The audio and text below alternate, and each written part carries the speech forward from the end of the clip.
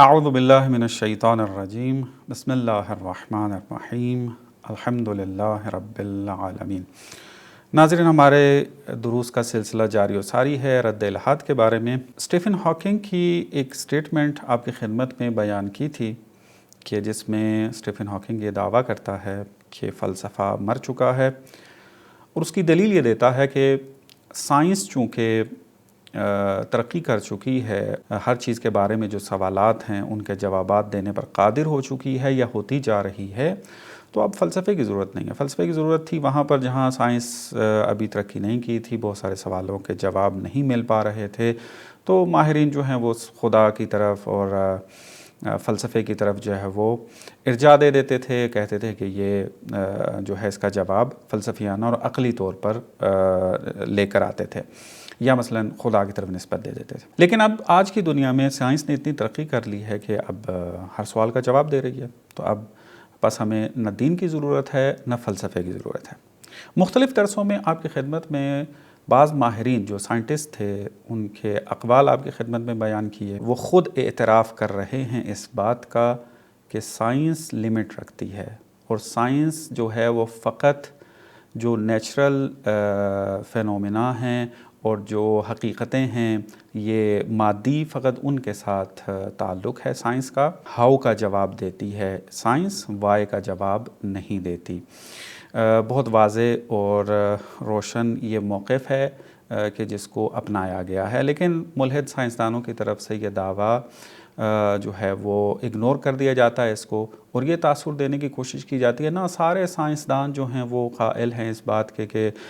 Science جب آ گئی ہے پس نہ فلسفے کی ضرورت ہے نہ دین کی ضرورت ہے۔ تو اب آج میں 2-3 حوالے آپ کی خدمت میں سائنسدانوں ہی کے ذکر کروں گا کہ جو نوبل پرائز بھی رہے ہیں اور دنیا میں ان کا نام ہے، ان کی تھیوریز جو ہیں وہ مختلف کتابوں کے اندر پڑھائی بھی جا رہی ہیں۔ ان میں ایک نام پیٹر میڈاوار کا ہے کہ ان کی ایک کتاب کا حوالہ میں پہلے دے چکا ہوں، اور ایک کتاب کا حوالہ میں آج آپ کی خدمت میں پیش کرتا ہوں۔ ملاحظہ کریں کہ پیٹر میڈاوار کتاب کا نام ہے دا لیمٹس آف سائنس۔ اس کتاب کے اندر یہ واضح طور پر اس بات کا اعتراف کر رہا ہے کہ that there is indeed a limit upon science is made very likely by the existence of question that science cannot answer۔ یہ جو اس قسم کے سوالات ہمارے پاس موجود ہیں، ان کی موجودگی، ہماری زندگی کہاں سے شروع ہوئی، کیسے شروع ہوئی، اس دنیا کے بعد یہ سوالات ہیں یا نہیں، پیٹر میڈاوار نیچے 2-3 سوالات جو ہیں وہ ذکر کرتا ہے۔ یہ جو سوالات ہیں اور اس قسم کے اور بھی دوسرے جو سوالات پائے جاتے ہیں، ان سوالوں کا ہونا اس بات کی علامت ہے کہ سائنس جو ہے وہ محدودیت رکھتی ہے اور اس کی لمٹ جو ہے وہ موجود ہے۔ اور پھر اسی کے اندر پھر پیٹر میڈاوار یہ کہہ رہا ہے کہ سائنس جتنی بھی ترقی کرتی جائے اس کو یہ طاقت نہیں ملے گی کہ وہ ان سوالوں کا جواب دے سکے۔ یہ ایک حوالہ تھا۔ اس کے بعد دوسرا حوالہ جو ہے وہ ملاحظہ کریں کہ یہ بھی ایک سائنسدان ہے، ان کی آپ یوں کہہ لیں کہ نام ہے بہت بڑا، اس کی تھیوری کے اوپر جو ہے وہ کافی گفتگو بھی ہوتی ہے۔ ایروین شروڈنگر کے ایکسپیریمنٹ اس کا بہت مشہور ہے، شروڈنگر کیٹ کے نام سے، کہ اگر آپ اس کو ملاحظہ کریں تو یہ اتنا بڑا نام سائنس کی دنیا کا، اور یہ کیا کہہ رہا ہے؟ یہ کہتا ہے کہ I am very astonished that the scientific picture of the real world around me is very deficient۔ کہ میرے جو ارد گرد کی واقعی دنیا ہے، مجھے حیرانگی ہوتی ہے کہ یہ پکچر جو ہے وہ بہت زیادہ ناقص ہے۔ پھر نیچے جا کے اس بات کا اعتراف کرتا ہے کہ یہ سائنس ہمیں جو ہے نہ سچائی بتا سکتی ہے، نہ برائی بتا سکتی ہے، اور نہ ہی ہمیں خدا کے بارے میں بتا سکتی ہے، نہ ہی ہمیں ابدیت کے بارے میں بتا سکتی ہے۔ اور یہ پھر کہتا ہے، یہ بہت خوبصورت اس کا جملہ ہے، ملاحظہ کریں، یہ science sometime pretends to answer question in these domains, کہ سائنس جو ہے وہ ان ڈومینس کے اندر بعض اوقات اظہار کرتی ہے جواب کا، لیکن یہ جواب اتنے احمقانہ ہوتے ہیں کہ انسان جو ہے وہ اس کو سیریس لینے سے گریز کرتا ہے کہ اس کو سیریس نہ لیا جائے۔ یہ کون کہہ رہا ہے؟ شروڈنگر کہہ رہا ہے، کہ جس کے نام کو پوری دنیا جو ہے وہ جانتی ہے۔ اس کے علاوہ اگر آپ آگے چلیں، آپ کہہ لیں فلسفی آف سائنس کے دنیا کا سب سے بڑا نام کارل پوپر، کہ کون ہے کہ جو اس کو نہیں جانتا، یہ بھی بڑی خوبصورتی کے ساتھ اس بات کا اعتراف کرتا ہے کہ سائنس جو ہے وہ لمٹ رکھتی ہے، سائنس جو ہے وہ ہر سوال کا جواب جو ہے وہ نہیں دے سکتی۔ آپ ملاحظہ کریں، it is important to realize that science does not make ایشنز